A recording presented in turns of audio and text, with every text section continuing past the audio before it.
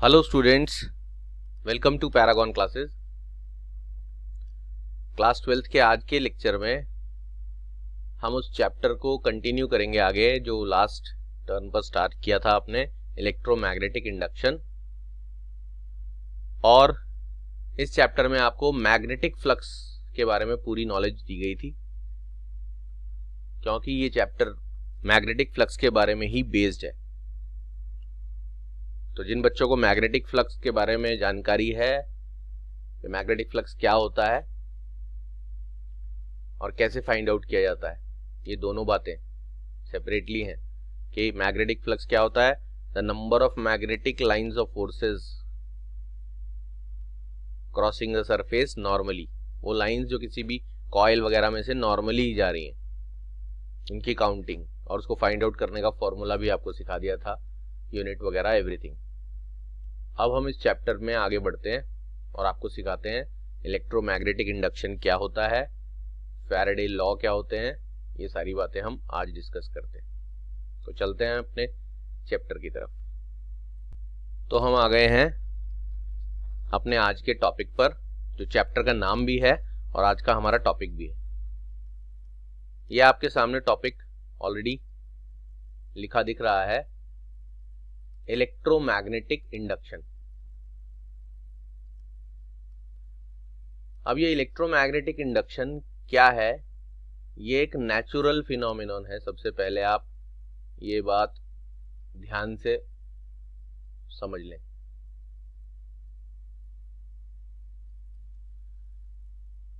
ये एक वैसा ही नेचुरल फिनोमिनन है जैसे अगर आप बोलो कि किसी भी ऑब्जेक्ट को जब हम एक सर्टेन हाइट से छोड़ देते हैं, ड्रॉप कर देते हैं, तो वो ऑब्जेक्ट नीचे गिरता है। ये एक नेचुरल फिनोमिनन है जिसका रीजन आपको ग्रेविटेशन वगैरह में पढ़ाया जाता है। तो कंडीशन क्या है? जब हम ऐसा करते हैं तो ऐसा होता है, यानी जब हम किसी ऑब्जेक्ट को एक सर्टेन हाइट से ड्रॉप करते हैं तो वो नीचे गिरता है। ये एक नेचुरल फिनोमिनन है।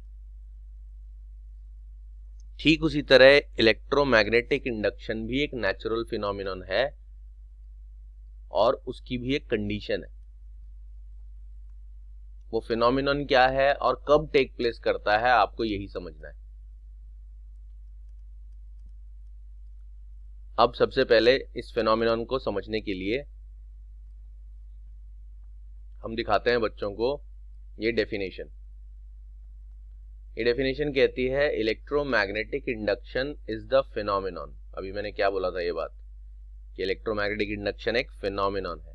ये तो पहले फिनोमिनन को अंडरलाइन कर लें, और नेचुरल फिनोमिनन याद रखना है। फिजिक्स में हम नेचर और नेचुरल फिनोमिनन के बारे में पढ़ते हैं, बहुत बार बताया जा चुका है। Of production of electric current, यानी इस फिनोमिनन में क्या होता है, जैसे ग्रेविटेशन फिनोमिनन में चीज नीचे गिरती है, ऐसे इस फिनोमिनन में प्रोडक्शन होता है किसका? इलेक्ट्रिक करंट का। प्रोडक्शन माने कोई चीज पैदा होना, बनना।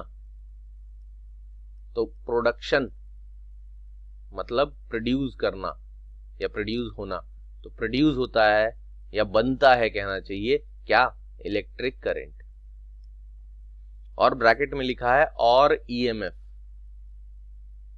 अब ये ब्रैकेट में और ईएमएफ इसलिए लिखा है कि आप सबको पता है कि जब किसी वायर में हम ये बोलें, वायर में या कॉइल में, कि इसमें करंट फ्लो कर रहा है, तो करंट तभी फ्लो करेगा जब उस वायर के दो एंड्स के बीच में पोटेंशियल डिफरेंस होगा, और पोटेंशियल डिफरेंस को ही ईएमएफ भी कहते हैं। ये बात आपको सेकेंड यूनिट में करंट इलेक्ट्रिसिटी में पढ़ाई गई थी। और इसको वोल्टेज भी कहते हैं। तो ध्यान से समझ लें, इलेक्ट्रोमैग्नेटिक इंडक्शन एक ऐसा फिनोमिनन है, फिनोमिनन मतलब प्रोसेस भी कह सकते हो आप आसान भाषा में। इलेक्ट्रोमैग्नेटिक इंडक्शन एक ऐसा प्रोसेस है, उस प्रोसेस में क्या होता है? प्रोडक्शन ऑफ इलेक्ट्रिक करंट होता है, इलेक्ट्रिक करंट पैदा होता है या बनता है कहना चाहिए। और करंट बन रहा है या पैदा हो रहा है मतलब कोई ना कोई वोल्टेज भी बन रही होगी, क्योंकि बिना वोल्टेज के करंट नहीं फ्लो कर सकता। तो आप ऐसा भी कह सकते हो कि इलेक्ट्रिक करंट बन रहा है, या आप ऐसा भी कह सकते हो वोल्टेज बन रही है, क्योंकि वोल्टेज बनेगी तो करंट ऑटोमेटिकली फ्लो करेगा। Voltage is directly proportional to current. तो ईएमएफ वर्ड मतलब वोल्टेज या करंट एक ही बात है। करंट बनने का या पैदा होने का कारण ही वोल्टेज होता है। यानी आप ये कह सकते हो कि इलेक्ट्रोमैग्नेटिक इंडक्शन वो फिनोमेनन है जिसमें करंट पैदा होता है या वोल्टेज पैदा होती है। इन अ कॉइल, अब किस में पैदा होएगी या हो रही है वोल्टेज, उस वोल्टेज की वजह से करंट फ्लो कर रहा है कॉइल में। लेकिन कब, व्हेन, तो मैं क्या बोल रहा हूं बार बार, ग्रेविटी में कोई भी चीज नीचे गिरती है, लेकिन कब, जब हम उसे छोड़ देते हैं एक सर्टेन हाइट से। इसमें फिनोमिनन क्या हो रहा है, इलेक्ट्रिक करंट पैदा होता है, प्रोड्यूस होता है, बनता है, या वोल्टेज बनती है कहना चाहिए। उसी वोल्टेज की वजह से करंट फ्लो करेगा। किसमें, कॉइल में। व्हेन, कब, जब मैग्नेटिक फ्लक्स, लिंक्ड का मतलब है मैग्नेटिक फ्लक्स ऑफ, इस लिंक को आप मैग्नेटिक फ्लक्स ऑफ विद को काट दो तो द कॉइल भी कह सकते हो। इस चेंजेस, लैंग्वेज थोड़ी कॉम्प्लिकेटेड से कर देते हैं तो बच्चों को बहुत समझने में दिक्कत होती है। ये बुकिश डेफिनेशन है, लेकिन अगर आप इस डेफिनेशन को आसान भाषा में कन्वर्ट करके सीखोगे तो आपको ये फिनोमेनन बहुत इजीली समझ आ जाएगा कि व्हाट इज इलेक्ट्रोमैग्नेटिक इंडक्शन। लेकिन इसी को आप अगर बिल्कुल टेक्निकल लैंग्वेज में सुनोगे और उसको एक्सप्लेन नहीं किया इजी लैंग्वेज में, तो आपको फिनोमेनन काफी मुश्किल लगेगा कि पता नहीं कौन सी बड़ी आफत आ गई। तो क्या बोला मैंने, ध्यान से समझें। इलेक्ट्रोमैग्नेटिक इंडक्शन नाम का एक नेचुरल फिनोमेनन है, जैसे ग्रेविटेशन नाम का एक नेचुरल फिनोमेनन है, और बहुत सारे हैं, हजारों एग्जाम्पल हो सकते हैं। आप बोलो नेचुरल फिनोमेनन है, दो चार्जेस एक दूसरे को अट्रैक्ट या रिपेल करेंगे या करते हैं, ये एक नेचुरल फिनोमेनन है। लेकिन कब, जब वो एक दूसरे के आमने सामने रखे जाते हैं। तो जरा गौर फरमाओ, किसी भी नेचुरल फिनोमेनन के बारे में आप एक्सप्लेनेशन दोगे तो उसके लिए कोई पर्टिकुलर कंडीशन होगी। मैं और बहुत छोटी क्लास का एग्जांपल देता हूं।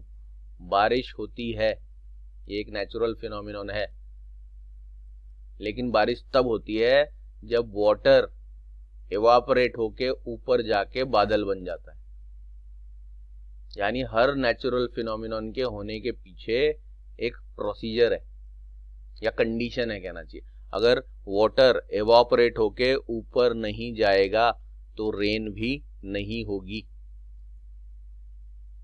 अगर ऑब्जेक्ट को आप ड्रॉप नहीं करोगे तो वो नीचे नहीं गिरेगा। अगर वोल्टेज पैदा नहीं हुई तो करंट फ्लो नहीं करेगा। तो इलेक्ट्रोमैग्नेटिक इंडक्शन एक ऐसा फिनोमेनन है जिसमें करंट या वोल्टेज पैदा होती है, लेकिन कब, किस में पैदा होती है, कॉइल में। कब, when the magnetic flux linked with the coil. आप magnetic flux linked with the coil का मतलब हो गया magnetic flux of a coil is changed. जब आप किसी कॉइल का मैग्नेटिक फ्लक्स क्या करोगे, चेंज करोगे। अब मैं आपको दिखाता हूं कि कॉइल का मैग्नेटिक फ्लक्स कैसे चेंज कर सकते हैं और करते हैं, जिसकी वजह से उस कॉइल में करंट प्रोड्यूस होता है। पहले मैं आपको एक हैंडमेड डायग्राम से समझाता हूं, फिर आपको एक कंप्यूटराइज्ड डायग्राम से भी समझा दिया जाएगा ये फिनोमेनन। तो ये फिनोमेनन एक उसी तरह की इन्वेंशन है, डिस्कवरी है कहना चाहिए, इन्वेंशन तो नहीं कह सकते इसको। इन्वेंट तो इसकी वजह से और बहुत सारी चीजें हुई, जैसे जनरेटर वगैरह। ये फिनोमेनन उसी तरह की डिस्कवरी है, जैसे ग्रेविटी नेचर में पहले से ही मौजूद थी, इंसान ने बस उसको डिस्कवर किया। चार्जेस के बीच में लगने वाली फोर्स भी पहले से ही मौजूद थी, इंसान ने उसको डिस्कवर किया, उसका फॉर्मूला वगैरह पता लगाया। अब मैं आपको दिखाता हूं, ये आपके पास कोई कॉइल है। कॉइल का मतलब क्या होता है, किसी भी वायर को आप बेंड करके इस तरह से कर दें तो ये कॉयल कहलाती है, सोलेनॉइड भी कहलाता है। आपको बायोट-सैवर्ट लॉ वाले चैप्टर में सोलेनॉइड के बारे में पूरी एक्सप्लेनेशन दी थी। बस कॉयल और सोलेनॉइड में क्या डिफरेंस आप कह सकते हो, अगर ये जो वाइंडिंग्स है, ये बार बार वायर को ऐसे टर्न अराउंड लपेटा गया है, ये एक के ऊपर एक ही कर दें एक ही जगह पर, तो वो सिंपल कॉयल कहलाएगी। ये स्पाइरल कॉयल है तो इसको सोलेनॉइड बोल देते हैं। कलेक्टिवली दोनों को आप कॉयल कह सकते हो। तो कॉयल का मतलब वायर को ऐसे ऐसे ऐसे बेंड करके ये जो बनाया ये कॉयल है। अब आपने यहाँ पर इस कॉयल में एक गैल्वेनोमीटर अटैच किया है और इस कॉयल में और कुछ भी नहीं लगा है। जब आप जानते हो इस कॉयल में और कुछ नहीं लगा है, कुछ से मतलब कोई सेल या बैटरी की बात हो रही है, तो इस कॉयल में कोई करंट वरेंट कुछ फ्लो नहीं करेगा, क्योंकि जब तक सेल या बैटरी नहीं लगती पोटेंशियल डिफरेंस नहीं होता, पोटेंशियल डिफरेंस नहीं होता तो करंट भी नहीं होता। और आपने इसमें गैल्वेनोमीटर अटैच कर दिया, तो जब इस कॉयल में कोई करंट नहीं है तो गैल्वेनोमीटर कोई डिफ्लेक्शन नहीं देगा। गैल्वेनोमीटर की जो निडल है वो 0 पर रहेगी, सेंटर में रहेगी, नो डिफ्लेक्शन। गैल्वेनोमीटर की ये सुई तभी हिलेगी जब इस कॉयल में कोई करंट बन जाए, और करंट तब बनेगा जब वोल्टेज बनेगी या वोल्टेज प्रोवाइड की जाएगी इसको। आपने इसके साइड में एक रख दिया बार मैग्नेट, कॉयल से कुछ डिस्टेंस पर। जैसे आप ये कॉयल से कुछ डिस्टेंस पर बार मैग्नेट रखोगे, बार मैग्नेट के चारों तरफ एक मैग्नेटिक फील्ड बनती ही है, सब जानते हैं। अब जानने से मतलब कह रहा हूं कि ये वाला टॉपिक हम पहले डिस्कस कर चुके हैं इससे पिछली यूनिट में, कि हर मैग्नेट के चारों तरफ मैग्नेटिक फील्ड बनती है, हर चार्ज के चारों तरफ इलेक्ट्रिक फील्ड बनती है, हर मास के चारों तरफ ग्रेविटेशनल फील्ड बनती है। तो ऑब्वियसली जैसे ही आप एक बार मैग्नेट इस कॉइल के साइड में कुछ डिस्टेंस पर या इसके नजदीक रखोगे, तो इस बार मैग्नेट के चारों तरफ मैग्नेटिक फील्ड तो है ही, और उस मैग्नेटिक फील्ड को रिप्रेजेंट हम मैग्नेटिक लाइंस ऑफ फोर्स से करते हैं, भले ही वो दिखती नहीं, लेकिन वो मैग्नेटिक फील्ड काफी दूर तक फैली होती है बार मैग्नेट की। बस ये है कि दूर जाएगा जब कोई बार मैग्नेट से, तो मैग्नेटिक फील्ड वीक होती जाती है, लेकिन होती तो है। आप इसको काफी नजदीक रखोगे तो इस बार मैग्नेट से निकलने वाली जो मैग्नेटिक फील्ड लाइंस हैं वो इस कॉइल में से भी क्रॉस करेंगी, और जब वो इस कॉइल में से क्रॉस करेंगी तो इस कॉइल का कुछ ना कुछ मैग्नेटिक फ्लक्स जरूर होगा, ज्यादा हो या कम, लेकिन कुछ ना कुछ फ्लक्स जरूर होगा।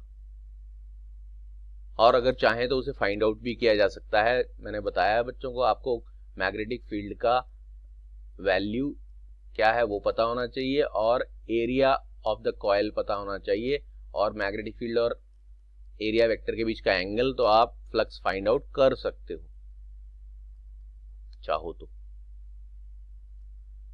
लेकिन यहां हमें फ्लक्स कितना होगा इससे फिलहाल उतना ज्यादा मतलब नहीं है,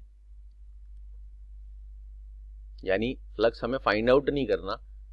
लेकिन अगर आप इस बार मैग्नेट को इस कॉइल के नजदीक लाना शुरू करोगे,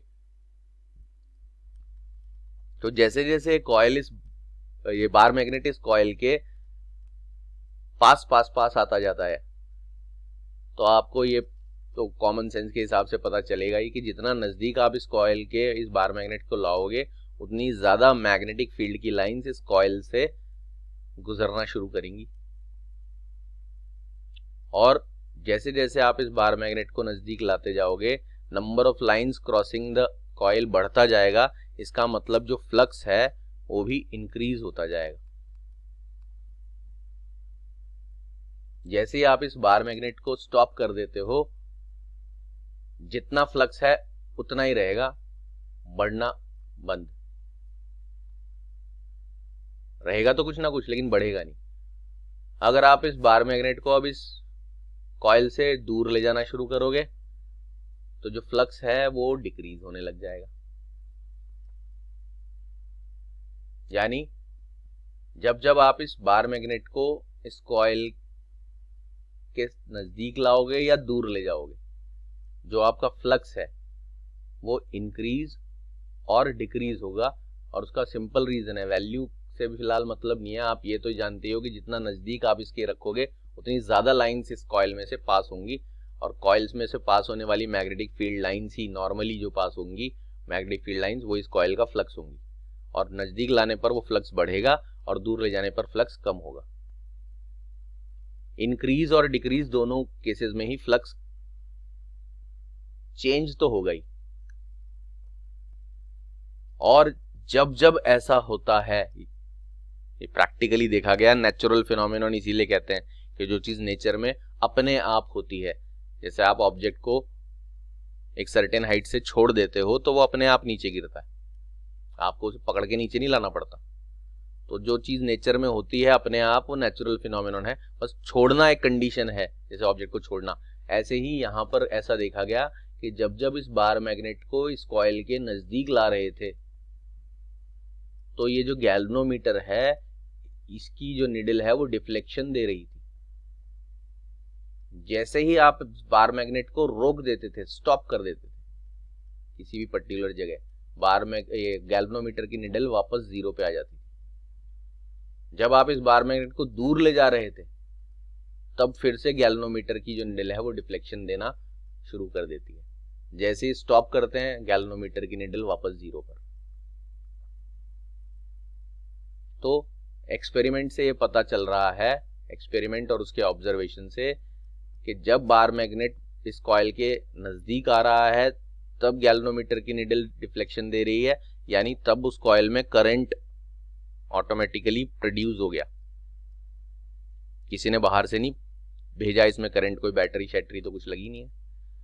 और जैसे ही कॉइल बार मैग्नेट को स्टॉप किया, इसमें जो करंट प्रोड्यूस हुआ था, जो गैल्वेनोमीटर की सुई से दिख रहा था कि हाँ करंट है, गैल्वेनोमीटर की सुई तभी डिफ्लेक्शन देती है निडल जब करंट होता है कहीं पर, यस या नो वाली बात होती है। करंट है तो डिफ्लेक्शन, नहीं हुआ तो नहीं डिफ्लेक्शन। स्टॉप करते ही डिफ्लेक्शन जीरो, यानी करंट गायब। फिर दूर ले जा रहे हैं, फिर से डिफ्लेक्शन। यानी जब जब आप इस बार मैग्नेट को इसके नजदीक ला रहे हैं या दूर ले जा रहे हैं, तब तब इसमें डिफ्लेक्शन आ रहा है, यानी तब तब इसमें कॉइल में करंट फ्लो कर रहा है। और जैसे ही रोक देते हैं, करंट फ्लो नहीं करता।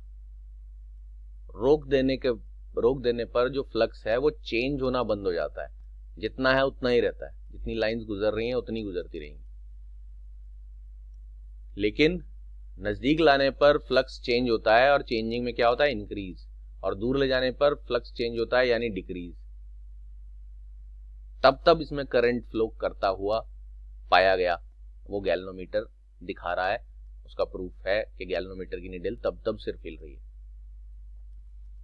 ये ऑब्जर्वेशन से साइंटिस्ट लोगों को पता चला कि इस फिनोमेनन, जो ये प्रोसेस टेक प्लेस किया कि जब आप बार मैग्नेट नजदीक लाते हो तो इसमें करंट फ्लो करने लगता है, और बार मैग्नेट दूर ले आते हो तो फिर से करंट फ्लो करने लगता है। और करंट अगर फ्लो कर रहा है, इसका मतलब इसमें वोल्टेज पैदा हो रही होगी, तभी करंट फ्लो कर रहा है। बिना वोल्टेज के तो करंट आता नहीं, बिना पोटेंशियल डिफरेंस के।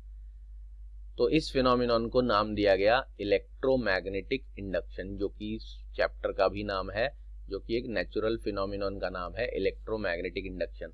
और क्या है वो फिनोमेनन, तो बोलते हैं इज द फिनोमेनन ऑफ, इस फिनोमेनन में क्या होता है, प्रोडक्शन ऑफ इलेक्ट्रिक करंट। किसी कॉइल में इलेक्ट्रिक करंट प्रोड्यूस हो जाता है, पैदा हो जाता है, या ऐसा भी कह सकते हैं ईएमएफ पैदा हो जाता है। ईएमएफ मतलब वोल्टेज पैदा हो जाता है इन अ कॉइल, कॉइल में ही तो हो रहा है पैदा। कब, व्हेन द मैग्नेटिक फ्लक्स, जब magnetic flux of the coil, मैंने लिंक की जगह ऑफ लिख दिया, लिंक्ड वर्ड से लगता है पता नहीं क्या हाई फाई चीज है। Magnetic flux of the coil, coil का खुद का magnetic flux is changed. Flux क्या होता है, चेंज होता है। ये चेंज बहुत जरूरी है, वर्ड याद रखना।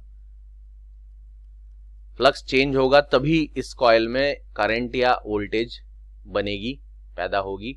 फ्लक्स चेंज होना बंद हो जाने पर करंट या वोल्टेज गायब हो जाती है। अब मैं आपको इसका कंप्यूटराइज्ड डायग्राम दिखाता हूं।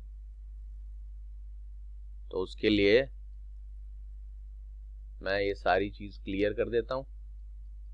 और फिर आपको इसका कंप्यूटराइज डायग्राम दिखाता हूँ। तो ये सब कुछ आपका क्लियर हो चुका है। अब आपको दिखाते हैं वो कंप्यूटराइज डायग्राम। ये है वो कंप्यूटराइज डायग्राम। ये इसमें आपको और रियलिटी की तरह क्लियर हो जाएगा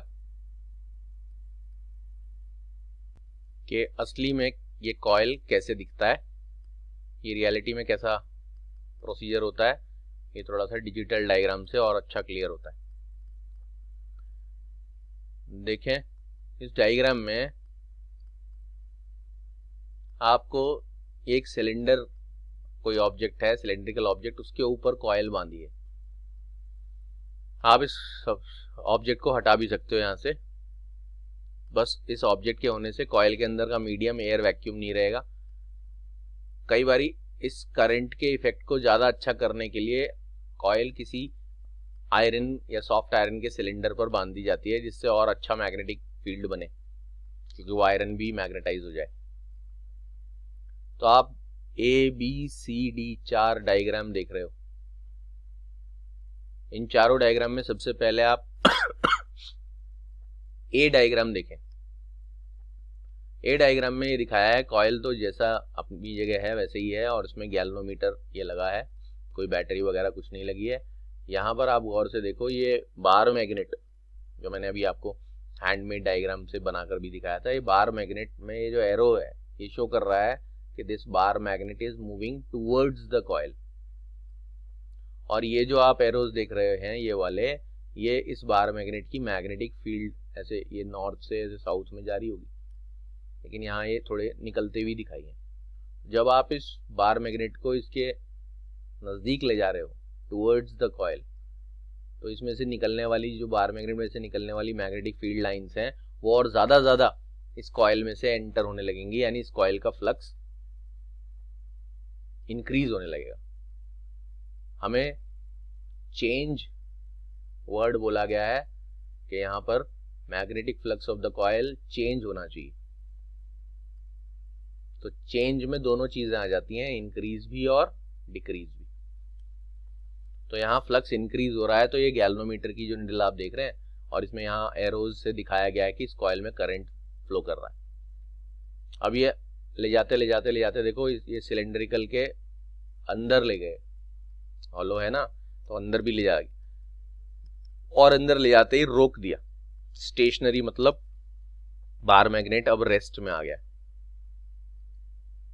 अभी भी इस बार मैग्नेट की मैग्नेटिक फील्ड लाइंस इस कॉइल में से क्रॉस हो रही होंगी, और इसका कुछ ना कुछ मैग्नेटिक फ्लक्स होगा। लेकिन अब इस गैल्वेनोमीटर में लिखा है no deflection on the galvanometer showing that no current is induced. Induced का मतलब भी पैदा होना होता है, प्रोड्यूस्ड ही होना होता है। इंड्यूस्ड वर्ड भी बच्चों को बहुत परेशान कर देता है कि कोई खास बात होगी। इंड्यूस्ड प्रोड्यूस्ड एक ही बात समझ लो। पैदा होने वाले करंट को प्रोड्यूस्ड करंट या इंड्यूस्ड करंट बोल देते हैं। इसे मैं पैदा होने वाला करंट इसलिए बोल रहा हूँ कि कोई बैटरी इसे नहीं भेज रही है, अपने आप यहाँ पर एक तरह से प्रकट हो जा रहा है, तो आप इसे प्रकट होने वाला करंट भी कह सकते हो। लेकिन अब वो गायब हो चुका है। जो चीज प्रकट होती है तो वो गायब भी हो जाती है, तो ये गायब हो गया। गायब कब हो गया? जब बार मैग्नेट स्टेशनरी यानी स्टॉप कर दिया, और स्टॉप होते ही जितना फ्लक्स है उतना ही रहेगा, यानी चेंज नहीं होगा। चेंज में यानी ना इंक्रीज ना डिक्रीज। अब इस थर्ड डायग्राम में, सी डायग्राम पर आए, तो इस डायग्राम में आप गौर से देखो, अब ये बार मैग्नेट को बाहर की तरफ खींचा जा रहा है। यानी ए डायग्राम में बार मैग्नेट को कॉइल के नजदीक ले जाया जा रहा था, टूवर्ड्स द कॉइल ले जाया जा रहा था, और सी डायग्राम में बार मैग्नेट को अवे फ्रॉम द कॉइल ले जाया जा रहा है। जैसे उसे अवे फ्रॉम द कॉइल ले जाया जाता है, यानी बार मैग्नेट मोशन में आता है, तो इसमें से जो मैग्नेटिक फील्ड लाइंस हैं गुजरने वाली, वो कॉइल में से गुजरने वाली मैग्नेटिक फील्ड लाइंस कम होना शुरू हो जाती हैं। और फील्ड लाइंस ही फ्लक्स है। जितनी मैग्नेटिक फील्ड लाइंस एंटर होंगी या क्रॉस होंगी, वो फ्लक्स है। वो फ्लक्स अब डिक्रीज होने लगा, यानी यहाँ पर फ्लक्स इंक्रीज हो रहा था, वो भी फ्लक्स का चेंज है, और यहाँ पर फ्लक्स डिक्रीज हो रहा है। फाई लिख देता हूँ, और डिक्रीज होने के समय भी देखो गैल्वेनोमीटर की निडल ने डिफ्लेक्शन दे दिया। ये चीज अभी गौर कर लें तो आगे काम आएगी। जब बार मैग्नेटिक कॉइल की तरफ जा रहा था और फ्लक्स इंक्रीज हो रहा था तो निडल ने इस तरफ डिफ्लेक्शन दिया है, यानी राइट साइड में। और जब बार मैग्नेट को बाहर निकाला जा रहा है, अवे फ्रॉम द कॉइल है और फ्लक्स डिक्रीज हो रहा है, तो इस निडल ने लेफ्ट साइड में डिफ्लेक्शन दिया है। यहां पर फ्लक्स का इंक्रीज है, उसे भी फ्लक्स का चेंज ही बोला जाएगा। यहां पर फ्लक्स का डिक्रीज है, उसे भी फ्लक्स का चेंज बोला जाएगा। दोनों ही कंडीशन में निडल ने डिफ्लेक्शन तो जरूर दिया है, डायरेक्शन ऑपोजिट है, वो बाद की में डिस्कस करेंगे हम। लेकिन सिर्फ तब जब फ्लक्स इंक्रीज या डिक्रीज हो रहा है तभी वो डिफ्लेक्शन दे रही है, यानी इस समय भी फिर से करंट इसमें प्रकट हो गया है। और थर्ड केस के बाद फोर्थ केस में यह दिखाया जा रहा है कि अगर आप इसे स्टेशनरी रख दो, बार मैग्नेट को स्टेशनरी रख दें और कॉइल को मूव करा दो बार मैग्नेट की तरफ या बार मैग्नेट से अवे भी, यहां तो तरफ एक ही दिखाया डायग्राम, अवे भी कर दें, तब भी देखो निडल डिफ्लेक्शन दे रही क्योंकि बात तो एक ही है ना। आप वो एक पुरानी सेइंग है, कहावत बोलते हैं जिसको, कि चाकू खरबूजे पर गिरता है या खरबूजा चाकू पर गिरता है, कटता तो खरबूजा ही है।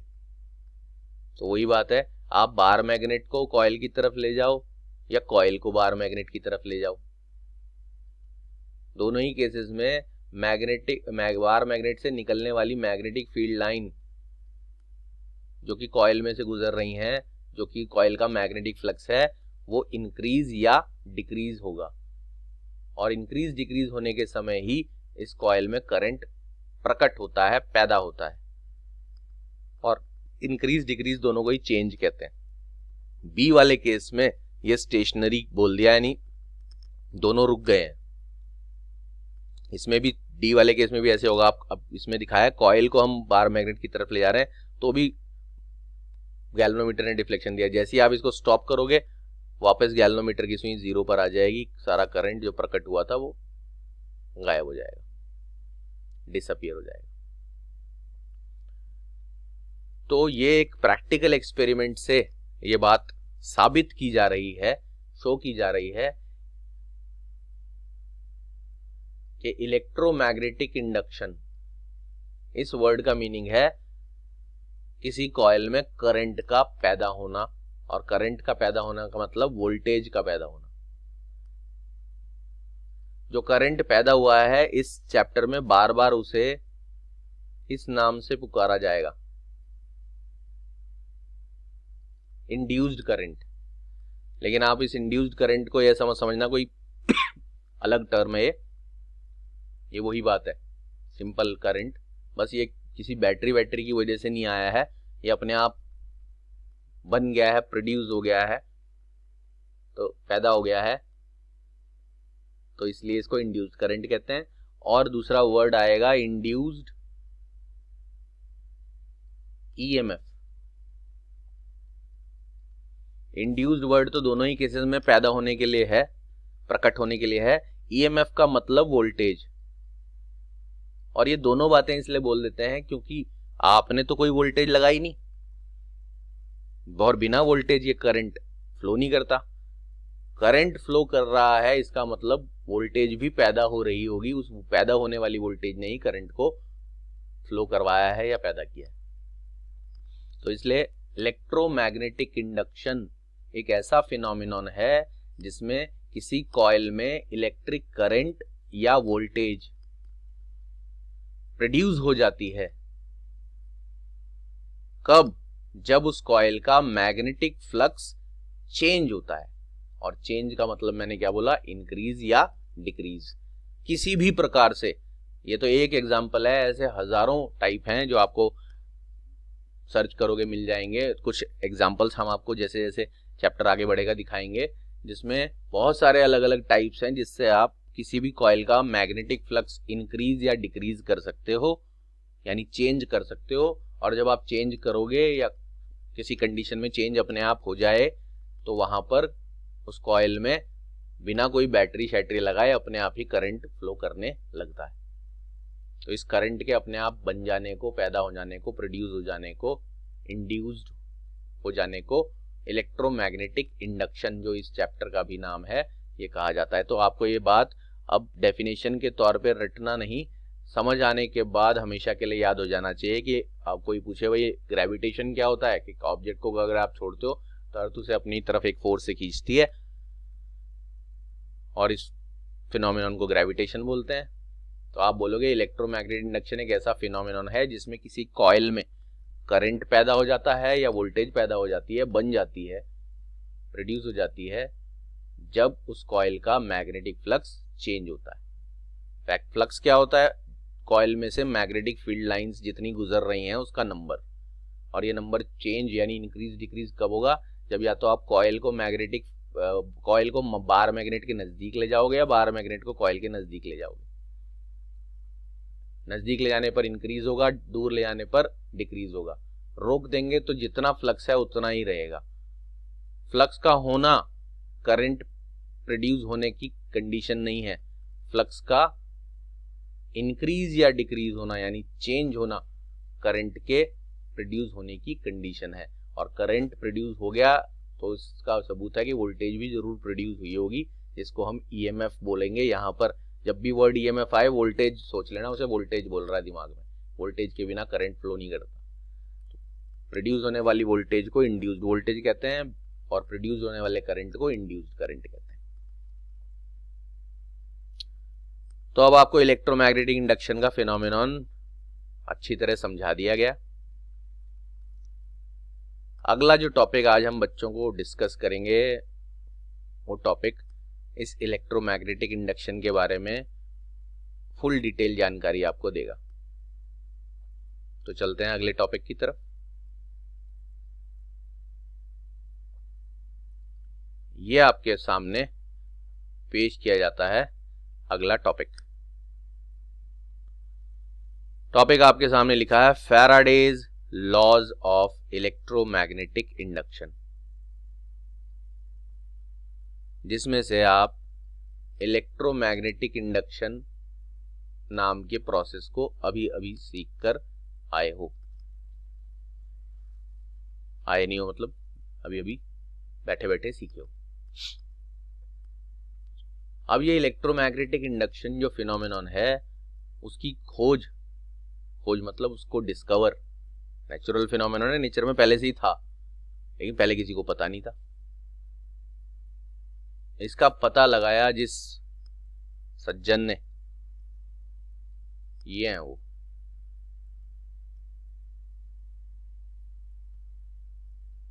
इनका जैसा इंटरनेट पर फोटो मिला तो मैंने बच्चों को दिखाने के लिए, जिससे उनको याद रहे। फोटो याद रखना जरूरी नहीं है, फोटो बनाने के लिए नहीं आएगा एग्जाम में, लेकिन हाँ Faraday's laws of electromagnetic induction लिखने के लिए एग्जाम में आ सकता है। तो लॉ आपको लिखने आएंगे तभी जब आप फैराडे के नाम से उनको याद रखोगे। तो फैराडे का आशीर्वाद ले लो लॉ पढ़ने से पहले। माइकल फैराडे नाम बच्चों ने पहले भी सुना होगा, केमिस्ट्री में भी फैराडेज लॉज ऑफ इलेक्ट्रोलिसिस वगैरह ये सब पढ़ाया जाता है। माइकल फैराडे वो साइंटिस्ट थे जिन्होंने इलेक्ट्रोमैग्नेटिक इंडक्शन की खोज की थी, इसको डिस्कवर किया था।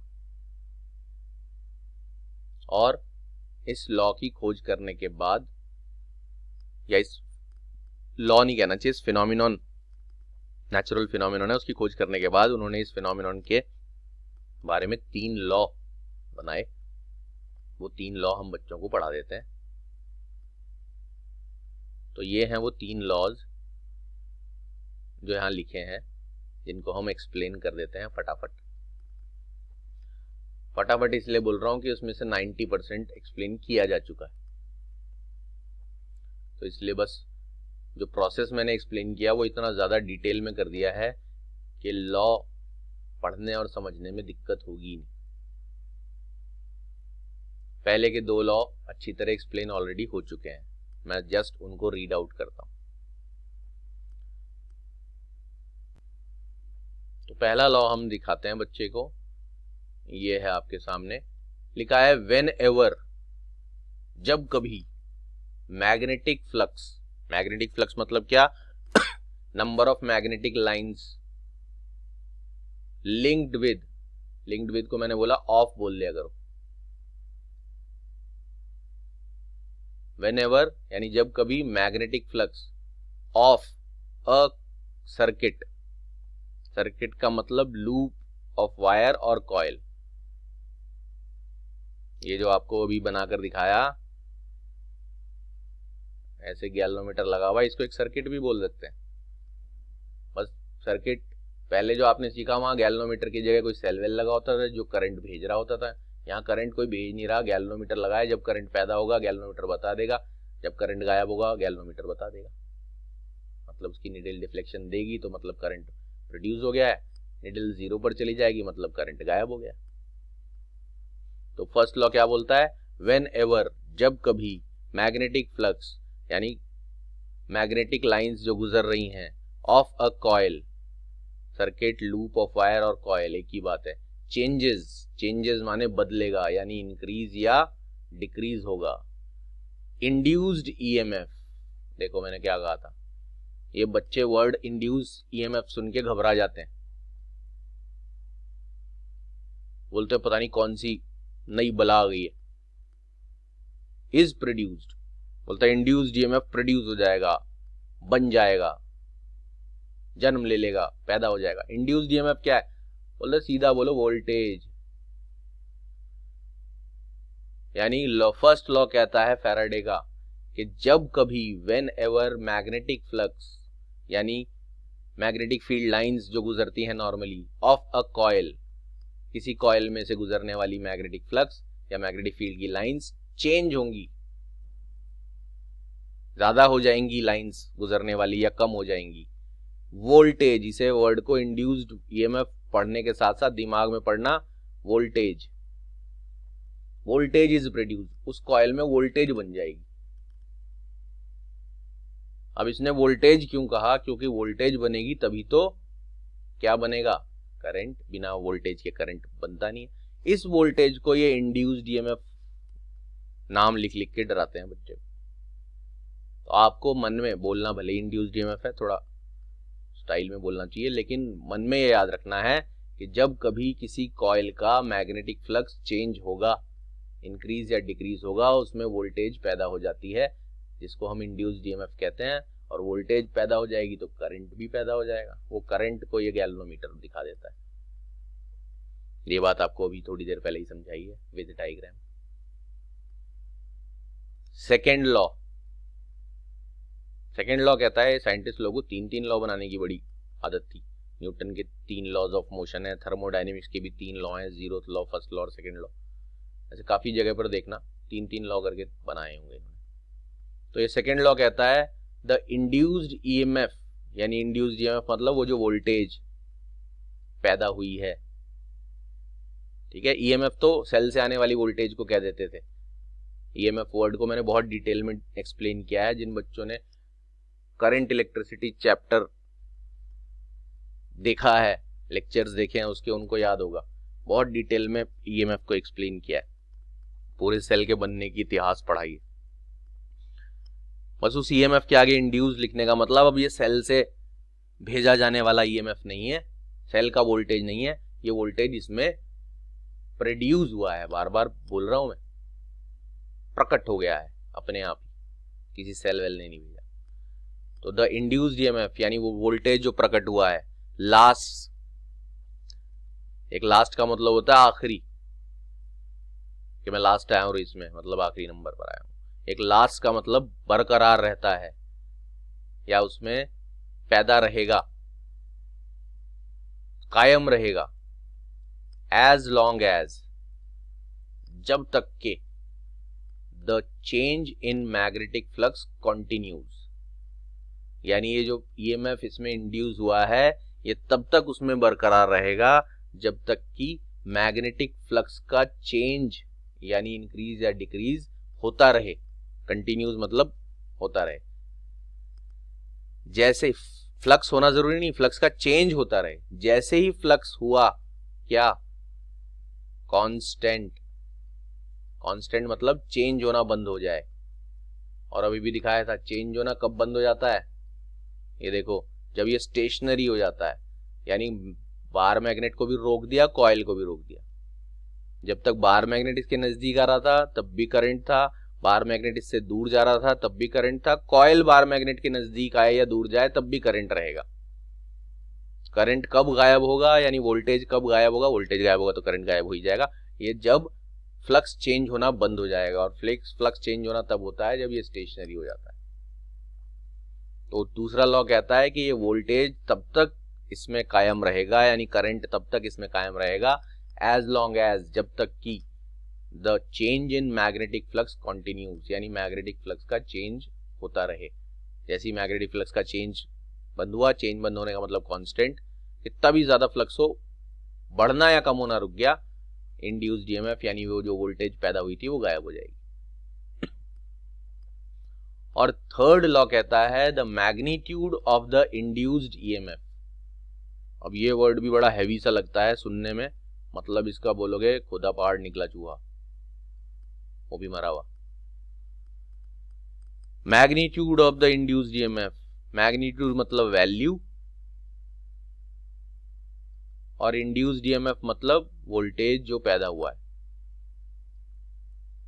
तो ये हैवी वर्ड्स यूज करके डरा देते हैं बच्चों को, उसी से हम बच्चों को बचा लेते हैं। The magnitude of the induced EMF यानी वैल्यू किसका, उस वोल्टेज का जो इसमें पैदा हुआ, प्रोड्यूस हुआ, उसको ई से डिनोट करते हैं। आपने करंट इलेक्ट्रिसिटी चैप्टर में भी ईएमएफ को ई से ही डिनोट किया था, तो हम यहां पर भी ईएमएफ को ई से ही डिनोट कर रहे हैं। बस फर्क याद रखना, जब आप इंड्यूस्ड ईएमएफ कहोगे तो ईएमएफ किसी बैटरी वाला ईएमएफ नहीं, वो कॉइल में बिना बैटरी के अपने आप पैदा हुआ ईएमएफ यानी वोल्टेज होगा। ईएमएफ वोल्टेज एक ही बात है, मिसनोमर है। मैंने बताया था ईएमएफ का फुल फॉर्म होता है इलेक्ट्रोमोटिव फोर्स, बट वो फोर्स है नहीं, नाम से लगता है फोर्स, काम से वो वोल्टेज है। तो इंड्यूस्ड ईएमएफ जो है, यानी जो ईएमएफ इसमें प्रोड्यूस हुआ है, सिंबल उसका भी ई है, यूनिट उसका वोल्ट ही है, वोल्टेज का यूनिट, ईएमएफ का यूनिट वोल्ट होता है। उसकी जो मैग्नीट्यूड मतलब वैल्यू है, जितनी भी है ई से डिनोट कर दिया, वो डायरेक्टली प्रोपोर्शनल होती है। एक्सपेरिमेंट से पता चला, जो भी जब भी साइंटिस्ट को ही बताए ना ये इसके डायरेक्टली प्रोपोर्शनल है, इसके इनवर्सली प्रोपोर्शनल है, ये उसको एक्सपेरिमेंट से पता चला। तो जो मैग्नीट्यूड का मतलब वैल्यू, इंड्यूस्ड ईएमएफ का मतलब जो वोल्टेज पैदा हुआ उसकी वैल्यू, जिसे हम ई से डिनोट कर सकते हैं, वो डायरेक्टली प्रोपोर्शनल होती है rate of change of magnetic flux के। लिंक्ड का मतलब ऑफ द सर्किट यानी कॉइल, यानी कितना वोल्टेज पैदा होगा, इस बात, उस वोल्टेज की वैल्यू डायरेक्टली प्रोपोर्शनल होती है rate of change of magnetic flux के। अब ये rate of change of magnetic flux क्या होता है मैं बता दूं। अगर बच्चों ने 11th में सुना हो तो dx बाई dt, ये x होता है डिस्प्लेसमेंट और dx मतलब change of displacement with respect to time, इसी को कहते थे rate of change of displacement. एक बात बच्चों ने पढ़ी थी dv बाई dt, तो बच्चे बोलते थे rate of change of velocity. अगर मैं बोलूं rate of change of magnetic flux, तो मुझे क्या लिखना चाहिए,